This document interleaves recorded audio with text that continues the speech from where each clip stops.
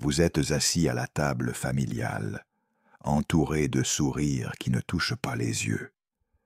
Votre mère vous complimente sur votre nouveau travail, mais quelque chose dans sa voix vous glace le sang.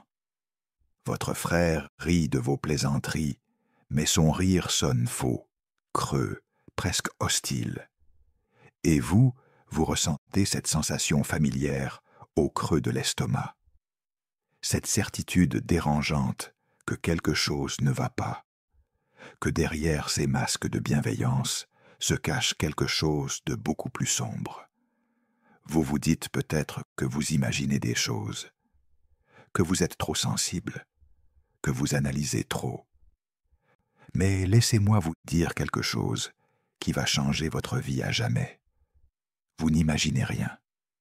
Votre âme perçoit ce que leurs mots refusent de révéler.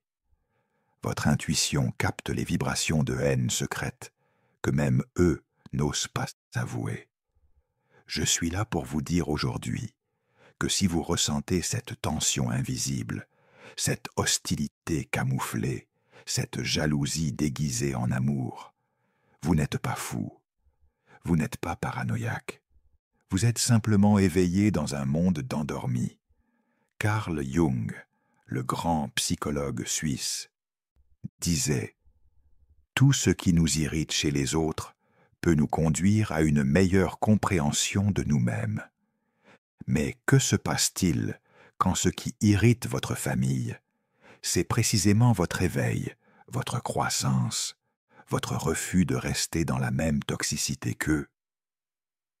Aujourd'hui, nous allons plonger dans les profondeurs de l'âme humaine pour comprendre pourquoi certaines personnes, parfois celles qui sont censées nous aimer le plus, nous détestent secrètement.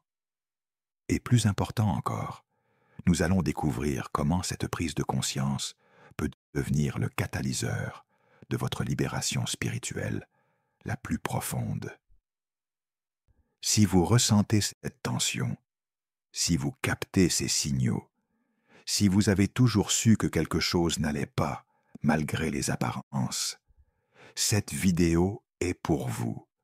Restez jusqu'à la fin, car je vais vous révéler non seulement comment reconnaître ces signes, mais comment les transformer en une force de guérison qui changera votre vie à jamais. Avant de plonger dans la psychologie de cette dynamique toxique, il est essentiel que vous compreniez quelque chose de fondamental. Votre intuition ne vous trompe jamais. Cette sensation d'inconfort que vous ressentez en présence de certaines personnes, cette tension que vous ne pouvez pas expliquer rationnellement, c'est votre système nerveux qui détecte des signaux que votre esprit conscient n'a pas encore traités. Carl Jung parlait de la fonction intuitive comme d'une capacité à percevoir les possibilités inconscientes, les significations cachées et les potentiels non exprimés dans toute situation. Les personnes qui s'éveillent spirituellement développent naturellement cette capacité de manière plus aiguë. Vous devenez un détecteur humain d'énergie, capable de sentir les émotions non exprimées, les pensées cachées et les intentions voilées. Permettez-moi de vous parler de Maya.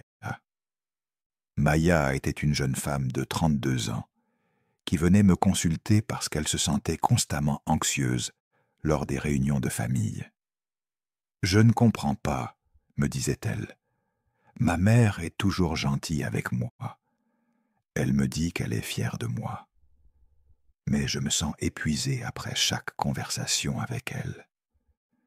J'ai l'impression qu'elle me ment, qu'elle cache quelque chose. » Ce que Maya ne comprenait pas encore, c'est que son éveil spirituel l'avait rendue sensible à l'inconscient collectif de sa famille.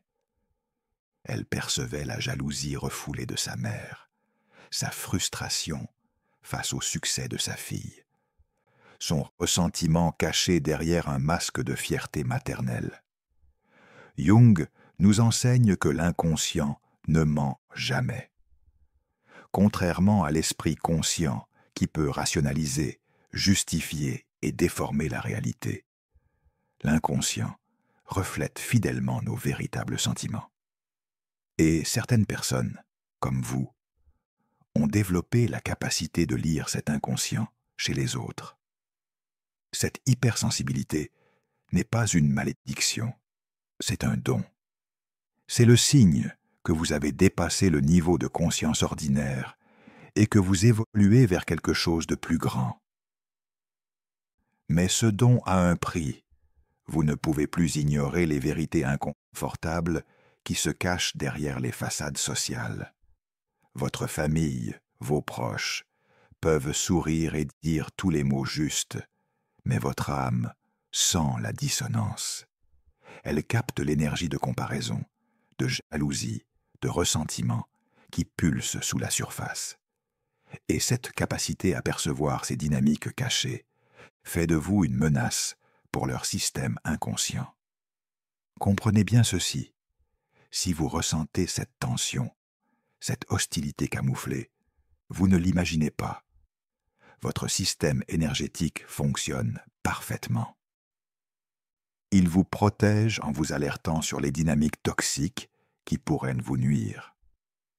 Faites confiance à cette sagesse intérieure. Elle est votre boussole vers la liberté émotionnelle. Pour comprendre pourquoi certains proches peuvent nous détester secrètement, nous devons plonger dans l'un des concepts les plus puissants de Carl Jung, l'ombre. L'ombre représente tout ce que nous avons refoulé, nié ou rejeté en nous-mêmes. Ce sont nos peurs, nos insécurités, nos échecs, nos parts non développées que nous préférons ignorer. Jung affirmait « Ce à quoi vous résistez persiste. Ce que vous regardez en face disparaît. » Mais que se passe-t-il quand les membres de votre famille refusent de regarder leur ombre en face? Ils la projettent sur vous. Vous devenez le réceptacle de tout ce qu'ils ne peuvent pas accepter en eux-mêmes. Cette projection n'est pas consciente. Votre mère ne se réveille pas le matin en se disant « Je vais haïr ma fille aujourd'hui ». Non, c'est beaucoup plus subtil et donc beaucoup plus toxique. Elle voit en vous tout ce qu'elle aurait pu devenir et qu'elle n'est pas devenue. Elle voit votre courage là où elle a choisi la lâcheté, votre authenticité là où elle a choisi le conformisme, votre éveil là où elle a choisi le sommeil spirituel. Laissez-moi vous raconter l'histoire d'Elisa. Elisa était une artiste talentueuse qui avait toujours reçu le soutien apparent de sa famille. Mais dès qu'elle a commencé à connaître le succès, quelque chose a changé. Les compliments de sa sœur sont devenus empoisonnés. « Tu as tellement de chance d'avoir du talent. Moi, je n'ai jamais eu ces facilités. » Son père a commencé à minimiser ses réussites. L'art, c'est bien, mais il faut aussi être réaliste dans la vie. Ce qu'Elisa ne comprenait pas, c'est que son succès réveillait l'ombre de sa famille. Sa sœur avait abandonné ses propres rêves créatifs et projetait sa frustration sur Elisa.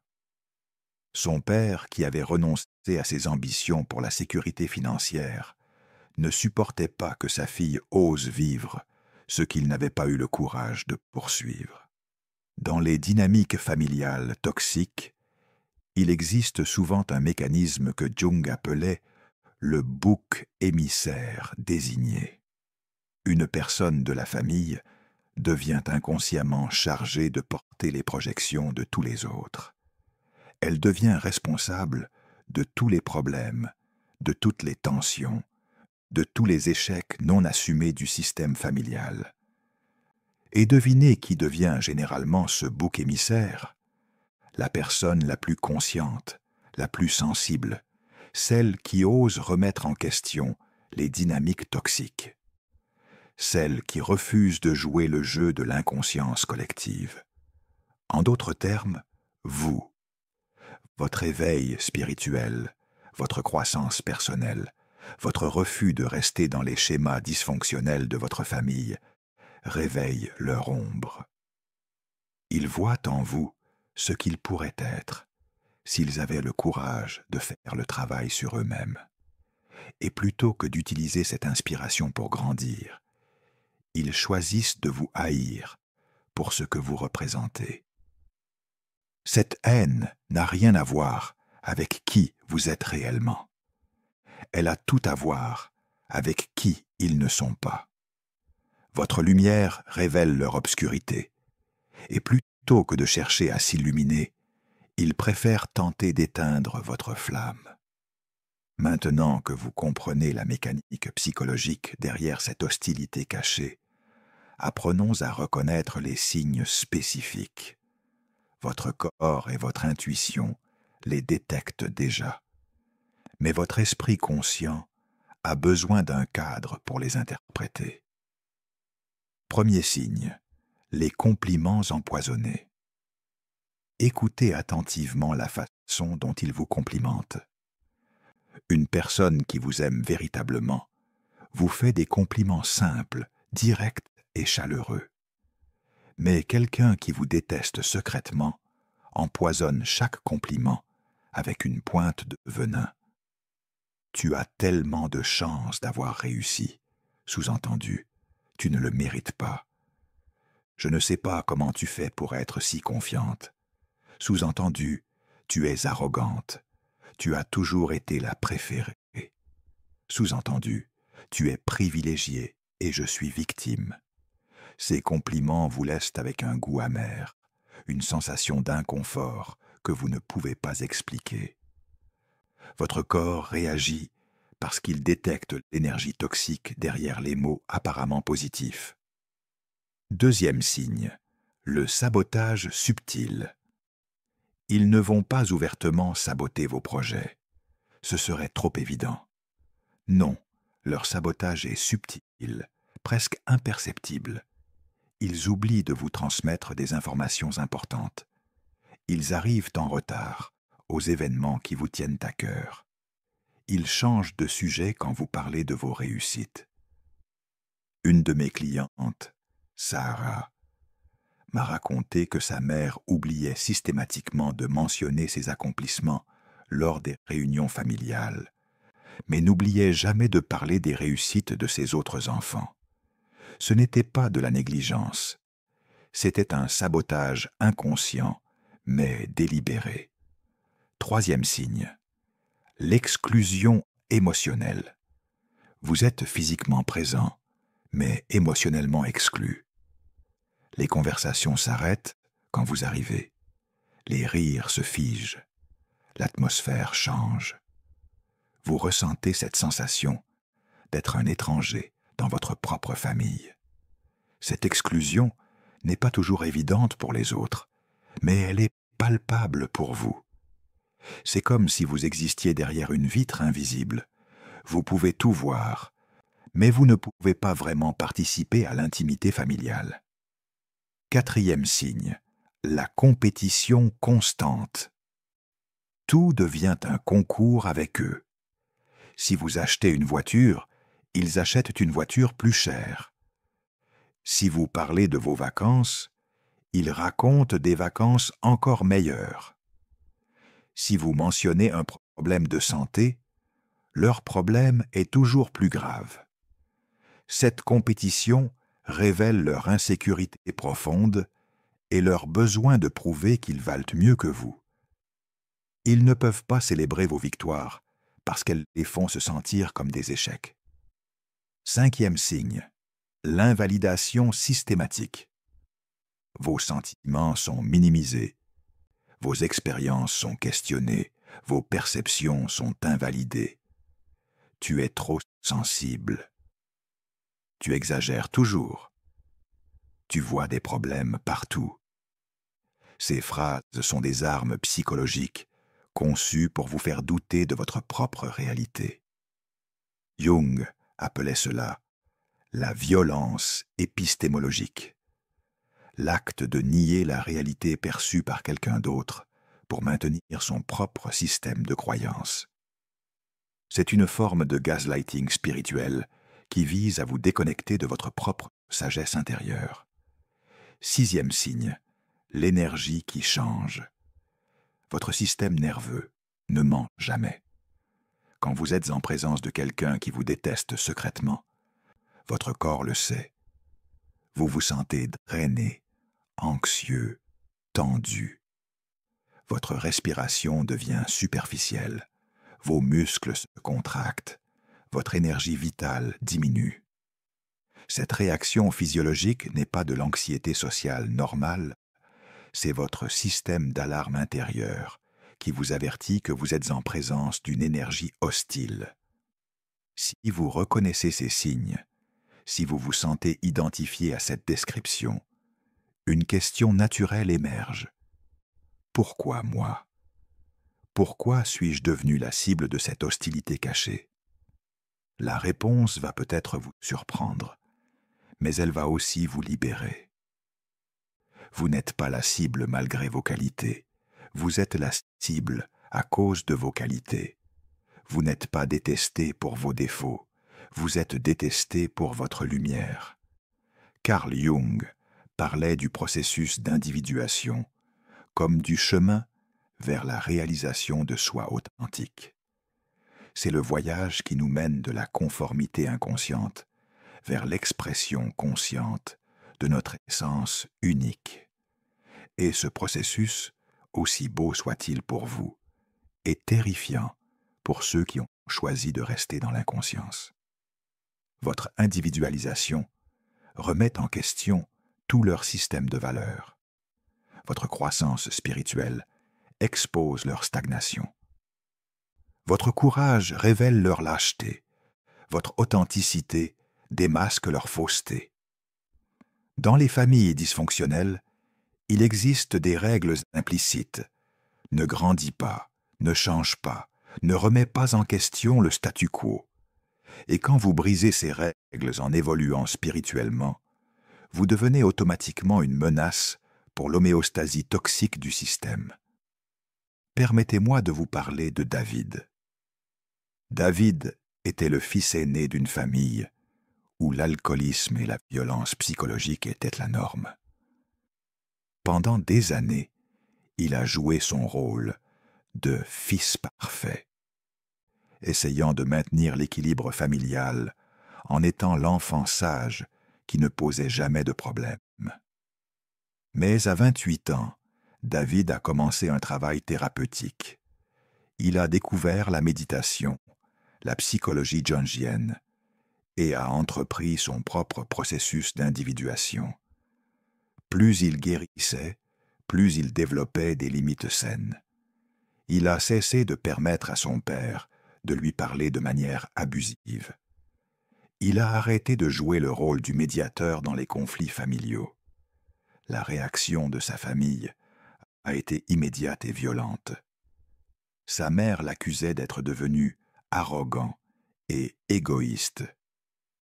Son père disait qu'il avait été lavé le cerveau par ses thérapeutes. Ses frères et sœurs l'accusaient de détruire la famille en refusant de jouer son ancien rôle. Ce que David ne comprenait pas au début, c'est que sa guérison menaçait l'équilibre pathologique de sa famille. Son évolution exposait leur dysfonctionnement. Sa santé mentale révélait leur maladie.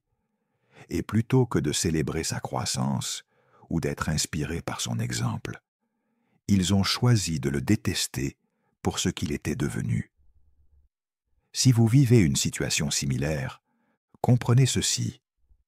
Vous n'êtes pas responsable de leur réaction à votre évolution. Vous n'avez pas à rester petit pour les rassurer. Vous n'avez pas à sacrifier votre croissance spirituelle pour maintenir la paix familiale. Votre chemin d'individuation est sacré. C'est votre mission d'âme, votre raison d'être incarnée. Et si cela dérange certaines personnes, même dans votre famille, c'est leur problème à résoudre, pas le vôtre. Jung disait « Le privilège d'une vie, c'est de devenir qui l'on est vraiment. » Ne laissez personne vous voler ce privilège, même au nom de l'amour familial. Cette prise de conscience peut être douloureuse, mais elle est aussi profondément libératrice. Nous allons maintenant transformer cette blessure en sagesse, cette souffrance en force, car c'est exactement ce que propose la psychologie jungienne, l'alchimie spirituelle qui transforme le plomb de nos expériences difficiles en or de la sagesse. Jung parlait de l'opus contra naturam, l'œuvre contre nature. Il s'agit du processus par lequel nous transformons consciemment nos expériences les plus difficiles en catalyseurs de croissance spirituelle. Votre expérience avec la haine secrète de vos proches n'est pas un accident, c'est une initiation. Dans les traditions spirituelles anciennes, l'initié devait souvent passer par une période d'isolement et de rejet avant de pouvoir accéder à la sagesse supérieure. Votre expérience familiale douloureuse fait partie de cette initiation moderne. Elle vous force à développer des qualités que vous n'auriez pas développées autrement. La discernement énergétique. Premièrement, cette expérience développe votre capacité de discernement énergétique. Vous apprenez à faire la différence entre l'amour authentique et l'amour conditionnel. Vous développez la capacité de sentir l'énergie réelle derrière les mots et les actions. Cette compétence vous servira toute votre vie pour choisir des relations saines et éviter les dynamiques toxiques. La souveraineté émotionnelle. Deuxièmement, elle vous enseigne la souveraineté émotionnelle. Quand vous réalisez que la haine des autres n'a rien à voir avec vous, mais tout à voir avec leurs propres blessures non guéries, vous cessez de prendre leurs projections personnellement. Vous développez une stabilité intérieure qui ne dépend plus de l'approbation externe. La compassion détachée. Troisièmement, elle cultive en vous une compassion détachée. Vous pouvez comprendre et même avoir de la compassion pour leurs souffrances, sans pour autant accepter d'être leur bouc émissaire. Cette compassion n'est plus naïve, elle est sage et protégée par des limites saines. La mission spirituelle. Enfin, cette expérience révèle votre mission spirituelle. Vous n'êtes pas sur Terre pour maintenir l'inconscience familiale ou sociale. Vous êtes ici pour être un exemple de ce qui est possible quand quelqu'un choisit l'éveil plutôt que le sommeil, la croissance plutôt que la stagnation, l'authenticité plutôt que le conformisme. Marie, une de mes clientes, m'a dit quelque chose de profond.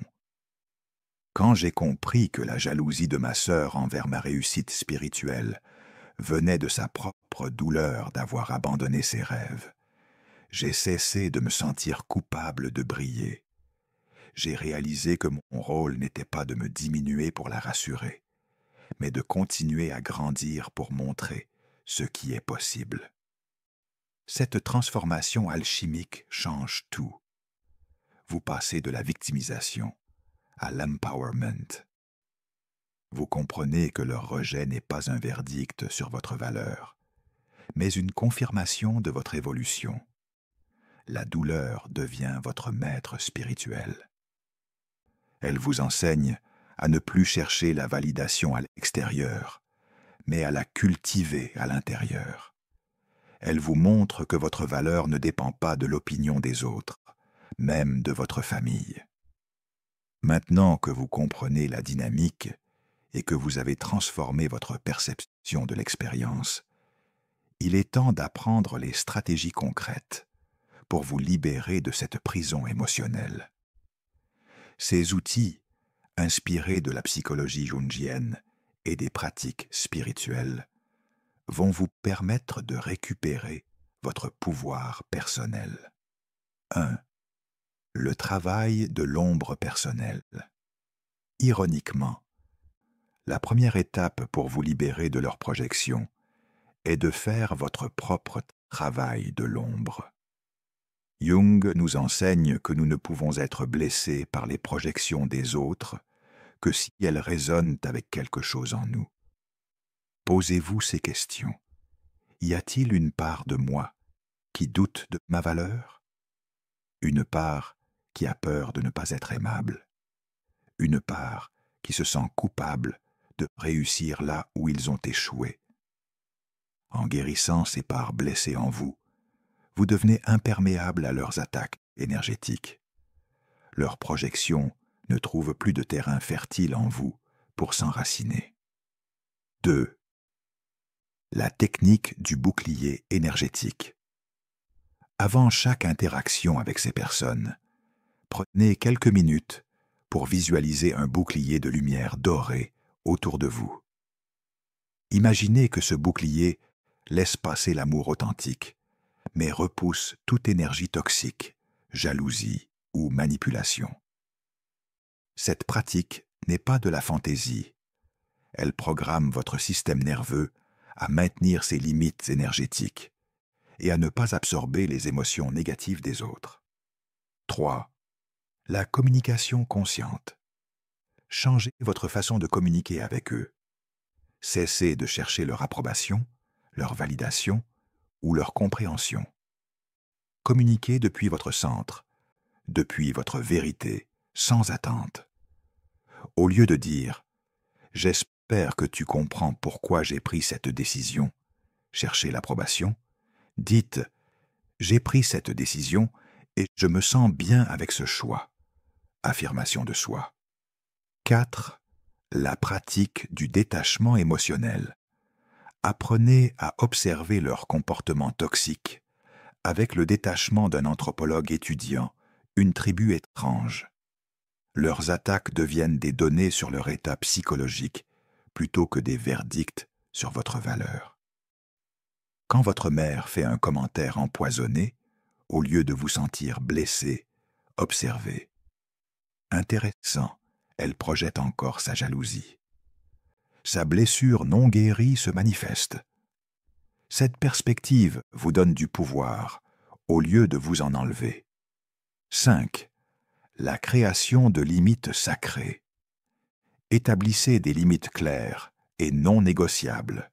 Ces limites ne sont pas des murs pour exclure l'amour.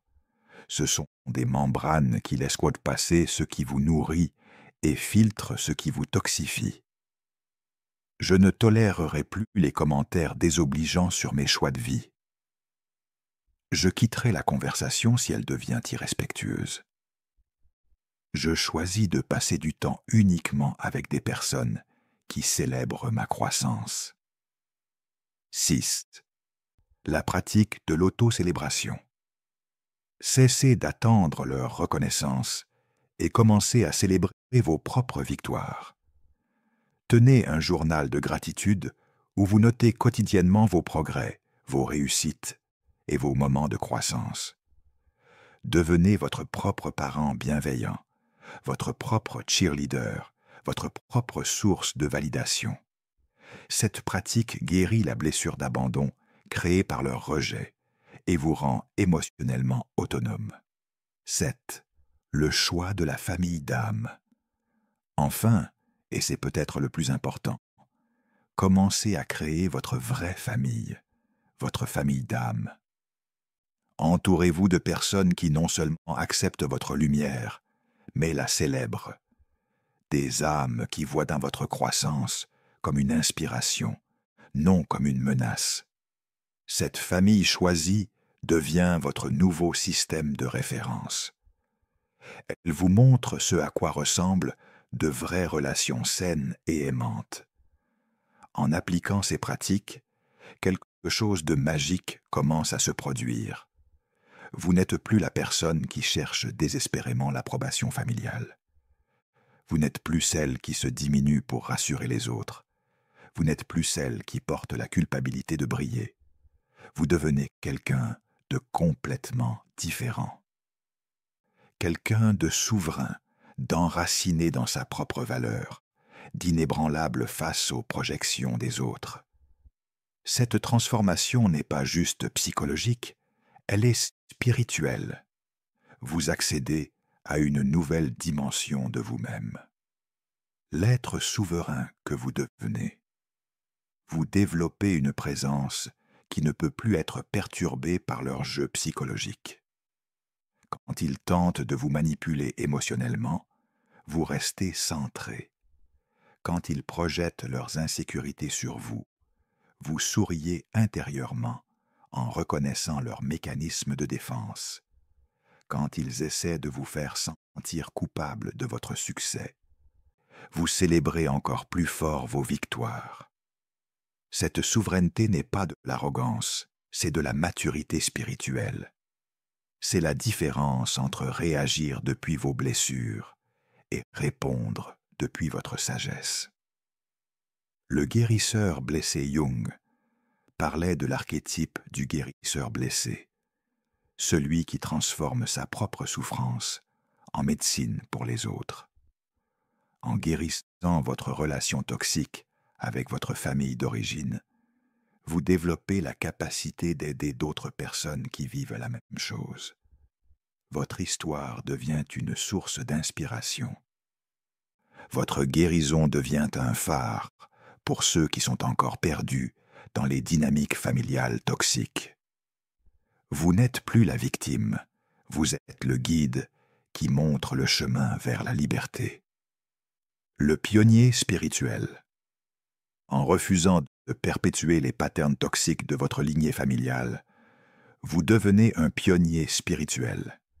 Vous cassez les chaînes générationnelles de la dysfonction. Vous choisissez de créer un nouveau modèle relationnel basé sur l'amour authentique, le respect mutuel et la célébration de la croissance. Cette rupture consciente avec les patterns familiaux toxiques n'est pas de la rébellion, c'est de l'évolution. Vous évoluez non seulement pour vous, mais pour toutes les générations qui viendront après vous. L'inspirateur authentique. Quand vous arrêtez de jouer petit pour rassurer les autres, vous donnez la permission aux autres de briller aussi. Votre authenticité devient contagieuse. Votre courage inspire. Votre lumière éveille. Certains membres de votre famille peuvent même commencer à questionner leurs propres patterns en voyant votre transformation. D'autres resteront accrochés à leurs vieilles blessures. Et c'est parfait. Vous n'êtes plus responsable de leur évolution. Le créateur de nouvelles réalités. Vous commencez à créer activement la réalité dans laquelle vous voulez vivre. Vous choisissez vos relations, vous créez votre environnement, vous définissez vos valeurs. Vous n'êtes plus victime des circonstances familiales, vous êtes le créateur conscient de votre expérience de vie. Cette nouvelle identité change tout. Vos relations se transforment. Votre confiance grandit. Votre mission de vie devient claire. Vous n'êtes plus en train de survivre à votre famille. Vous êtes en train de prospérer malgré elle.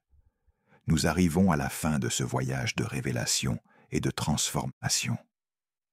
Si vous êtes arrivé jusqu'ici, c'est que quelque chose en vous résonne profondément avec cette vérité. Quelque chose en vous reconnaît ces patterns, ces dynamiques, cette douleur secrète d'être incompris par ceux qui sont censés vous aimer inconditionnellement. Mais vous savez quoi? Cette reconnaissance n'est pas le signe que vous êtes défaillant.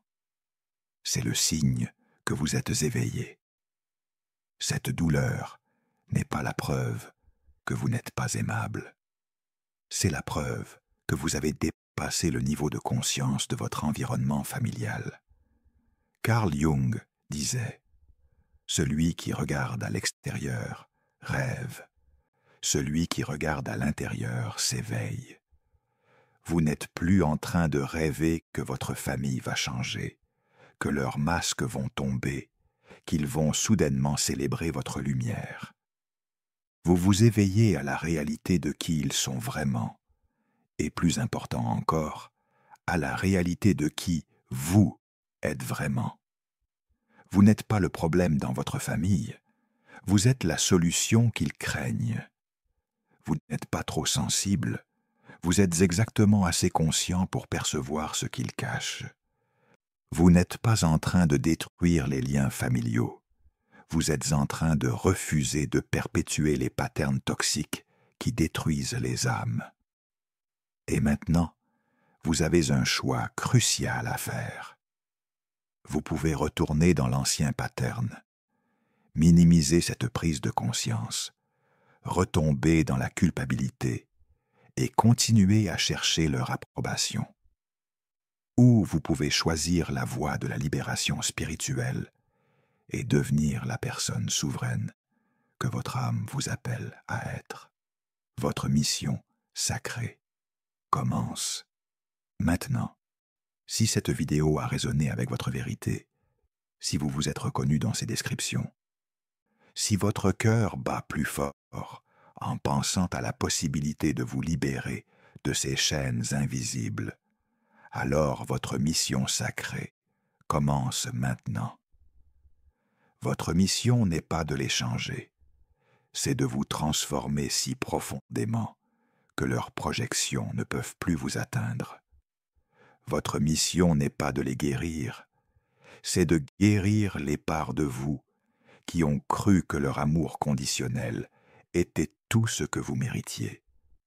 Votre mission est de devenir un exemple vivant de ce qui est possible quand quelqu'un choisit l'authenticité plutôt que l'approbation, la croissance plutôt que le conformisme, l'amour de soi plutôt que la validation externe. L'appel de votre âme. Quelque part dans votre cœur, vous entendez l'appel. L'appel à arrêter de jouer petit. L'appel à cesser de vous excuser d'exister pleinement. L'appel à embrasser votre lumière sans demander la permission à personne. Ce n'est pas un appel à la révolte, c'est un appel à la révolution intérieure. Une révolution qui transforme votre relation à vous-même et, par extension, toutes vos relations. Vous méritez d'être entouré de personnes qui célèbrent vos victoires, au lieu de les minimiser. Vous méritez des relations où votre croissance est vue comme un cadeau, pas comme une menace. Vous méritez d'être aimé pour qui vous êtes vraiment, pas pour qui vous prétendez être, pour garder la paix. Votre engagement envers vous-même. Aujourd'hui, je vous invite à prendre un engagement envers vous-même. Un engagement sacré que personne ne peut briser sauf vous. Je vous invite à vous lever, à regarder dans un miroir et à vous dire ces mots avec toute la conviction de votre être. Je m'engage à honorer ma vérité, même si elle dérange. Je m'engage à célébrer ma lumière, même si elle aveugle. Je m'engage à choisir la croissance, même si elle me coûte des relations toxiques. Je m'engage à me créer une famille d'âmes qui m'aiment authentiquement. Je m'engage à ne plus jamais me diminuer pour rassurer l'ego des autres. Rejoignez la communauté des éveillés. Vous n'êtes pas seul dans ce voyage. Il y a des milliers de personnes qui vivent exactement la même expérience que vous. Des âmes courageuses qui ont choisi l'éveil plutôt que le sommeil, qui ont refusé de porter les projections familiales, qui ont transformé leur douleur en sagesse. Dans les commentaires de cette vidéo, partagez votre expérience. Racontez votre histoire. Dites-nous quel signe vous a le plus touché. Partagez votre engagement envers votre propre libération. Et surtout, soutenez les autres qui partagent leur vérité. Créons ensemble une communauté où la vulnérabilité est honorée, où la croissance est célébrée, où chaque étape vers l'authenticité est applaudie. Votre transformation inspire le monde. Comprenez bien ceci. En vous libérant de ces dynamiques toxiques, vous ne libérez pas seulement vous-même, vous libérez toutes les générations futures de votre lignée. Vous cassez des patterns qui se transmettaient peut-être depuis des siècles. Votre guérison rayonne. Votre courage inspire. Votre authenticité donne la permission aux autres d'être authentiques aussi. Vous ne pouvez pas imaginer l'impact de votre transformation sur l'inconscient collectif de l'humanité. Chaque fois que vous choisissez l'amour de soi plutôt que l'autosabotage, vous contribuez à l'élévation de la conscience planétaire. Chaque fois que vous refusez une projection toxique, vous affaiblissez le pouvoir de ces patterns sur Terre. L'invitation finale. Alors, êtes-vous prêt? Êtes-vous prêt à arrêter de chercher l'amour là où il n'a jamais vraiment existé? Êtes-vous prêt à commencer à cultiver l'amour là où il peut vraiment s'épanouir, d'abord en vous, puis avec votre famille d'âmes choisies? Êtes-vous prêt à transformer votre plus grande blessure en votre plus grande force, à utiliser leur rejet comme un tremplin vers votre plus haute version? Si la réponse est oui, alors bienvenue dans la communauté des guerriers spirituels. Bienvenue parmi ceux qui ont choisi la vérité difficile plutôt que les mensonges confortables. Bienvenue dans votre nouvelle vie. Leur haine secrète n'a rien à voir avec qui vous êtes. Elle a tout à voir avec qui ils ne sont pas. Votre sensibilité n'est pas une faiblesse, c'est votre super pouvoir. Votre différence n'est pas un défaut, c'est votre don au monde. Leur rejet n'est pas une condamnation, c'est une libération déguisée. Vous n'êtes pas venu sur cette terre pour être compris par tout le monde. Vous êtes venu pour être vous-même, pleinement, authentiquement, magnifiquement. Et maintenant que vous savez la vérité, maintenant que vous voyez clairement, maintenant que vous comprenez la dynamique, vous êtes libre. Libre d'aimer qui vous aime vraiment. Libre de créer la vie que votre âme désire. Libre d'être le phare de lumière que vous êtes né pour être. La prison de leur approbation n'existe plus. Les chaînes de leur validation sont brisées. Vous êtes libre. Et cette liberté est le début de votre vraie vie.